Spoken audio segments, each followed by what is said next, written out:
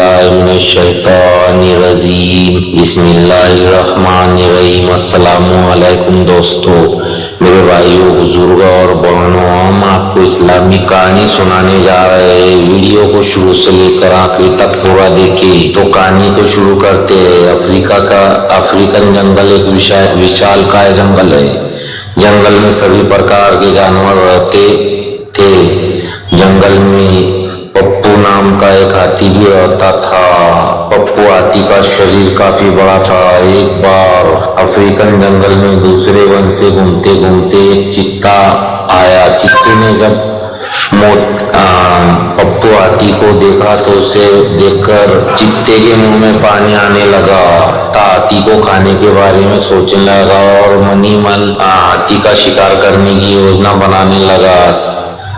चीता सोचने लगा कि यह हाथी बहुत बड़ा है, अगर मैं इसका शिकार कर लूं तब मुझे कई दिनों तक भोजन की तलाश में भटकना नहीं पड़ेगा। ऐसा सोचकर चीता हाथी के पास गया और उससे बोला, हाथी दादा, हमारे जंगल में कोई राजा नहीं है। हमारे जंगल के सभी जानवर चाहते हैं कि कोई बड़ा और समझदार जानवर हमारे जंगल का राजा बने। आप बड़े और समझदार दोनों हैं, क्या आप हमारे जंगल का राजा बनना पसंद करेंगे? चीते की बात सुनकर हाथी खुश हो गया। उसने राजा बनने के लिए हाँ बोल दिया। इस पर चीते ने हाथी को अपने साथ चलने के लिए बोला। हाथी राजा बनने की खुशी में झूमते हुए चीते के साथ जाने के लिए तैयार हो गया। चीता हाथी को ऐसे तालाब में ले गया जिस तालाब में दलदल था। हाथी राजा बनने की खुशी में इतना मस्त था कि वो बिना सोचे तालाब में नहाने उतर गया। जैसे ही हाथी दलदल वाले तालाब में उतरा,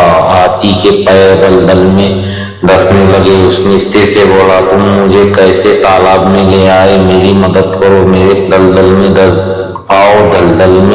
धंस गए हैं। हाथी की बात सुनकर चित्ता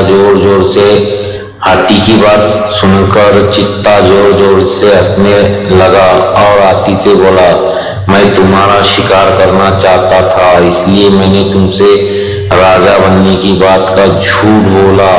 अब तुम दलदल में फंसकर मर जाओगे और मैं तुमको अपना भोजन बनाऊंगा। चीते की बात सुनकर हाथी की आंखों से आंसू आने लगे। उसने बाहर निकलने की बहुत कोशिश की। बहुत बार चीते से बाहर निकालने की विनती की, लेकिन चीते ने उसकी कोई मदद नहीं की और हाथी कुछ देर के प्रयत्न के बाद मर गया। हाथी के मरने के बाद चीता हाथी को खाने के लालच में उसकी पीठ पर चढ़ गया।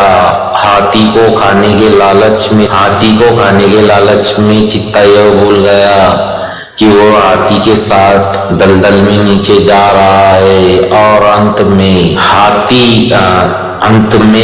चीता भी हाथी के साथ धीरे धीरे दलदल में धंसकर मर गया। इस कहानी से हमें यह शिक्षा मिलती है कि जो दूसरों के लिए बुरा करता है उसके साथ भी बुरा होता है। इसलिए हमें जीवन में कभी भी किसी के साथ बुरा नहीं करना चाहिए। अगर हम किसी के लिए बुरा करते हैं तब हमें भी अपने साथ ऐसा होने के लिए तैयार रहना चाहिए, क्योंकि बुरे कर्म का फल हमेशा बुरा होता है। इसलिए किसी के साथ कभी बुरा ना करे, बेशक कसम खाए और कभी किसी के साथ बुरा ना करे। तो मेरे प्यारे दोस्तों, बुजुर्गों, वीडियो में कुछ बोलने और लिखने में गलती हुई होगी तो हमें माफ कीजिए और इस तरह की वीडियो देखने के लिए चैनल को लाइक, शेयर और सब्सक्राइब कीजिए और बेल आइकॉन भी दबाएं। खुदा हाफिज, दुआ में याद रखें।